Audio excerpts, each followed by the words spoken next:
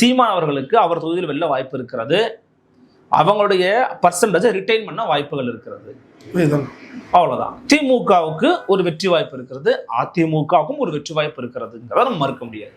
ஆனா சார், இப்போ இதை கடந்து ஒரு மூத்த பத்திரிகையாளர் கூட சொல்லலாம். அவர் சொல்றாரு, சீமானவர்களே விசில் சின்னது தான் வாக்களிச்சாரு அப்படின்ற ஒரு விஷயத்த வந்து சொல்றாங்க. தவேகா கட்சிக்காரங்க ஒன்று என்ன சொல்றாங்க, ஐஏஎஸ் எங்களுக்கு ரிப்போர்ட் பண்ணிருச்சு, திமுக கூப்பில தான் போகுது, நாங்கள் தான் வெற்றி பெற போகிறோம் அப்படின்ற ஒரு விஷயத்த வந்து சொல்கிறாங்க. உளவுத்துறையை ரொம்ப தப்பாக யூஸ் பண்ணுறாங்கன்ற ஒரு கேள்வியும் இருக்குது. இதை எப்படி பார்க்குறீங்க?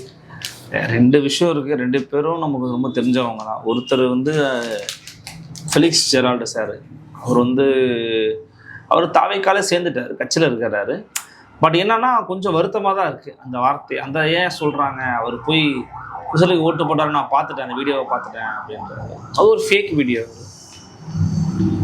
ஃபேக்காக பரப்பப்பட்ட ஒரு வீடியோ, அது ப்ரொபகண்டா வீடியோ, அது தப்பாக ஃபேக்காக ரெடி பண்ணி போடப்பட்ட வீடியோ, தப்பான வீடியோ அது. அதை பார்த்துட்டு அவர் வந்து சீமானும் விசிலுக்கு போட்டது நல்லா இருக்குது, இல்லை நான் சரிதானே அப்படிங்கிற மாதிரி சொல்கிறாரு.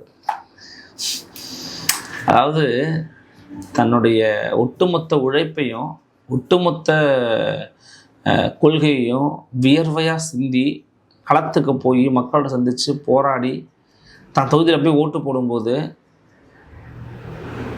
எப்படிங்க போய் கை விசிச்சு போய் ஊற்றும்? புரியுது. மனநோயாளியாக கூட அதை பண்ண முடியாது. இன்னொன்று, மேலே தான் அவர் போட்டார், டாப்பில் தான் இருக்குது அவங்களோட சின்னம். ஃபஸ்ட்டு 10 இடத்துல 40-50 தொகுதி மேலே இருந்துருக்குது. நான் தொடர்ந்து தெரியுமா உங்களுக்கு?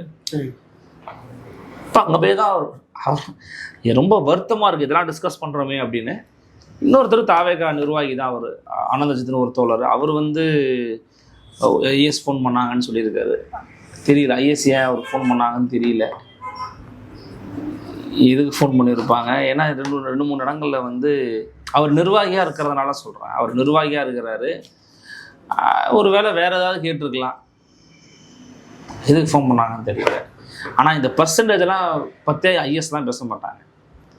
ஐஎஸ்ஓ இதுவாகிடுச்சு கூப்பில் குறை போகிறாங்கன்னா ஐஎஸ்லாம் சொல்ல மாட்டாங்க. எந்நேரம் கண்டுபிடிச்சிருப்பாங்க அந்த ஐஎஸ் யாருன்னு ஃபோன் பண்ணியிருந்தாங்கன்னா. புரியுது. அப்போல்லாம் பண்ணக்கூடிய வாய்ப்புகளே கிடையாது எனக்கு தெரிஞ்ச வரைக்கும்.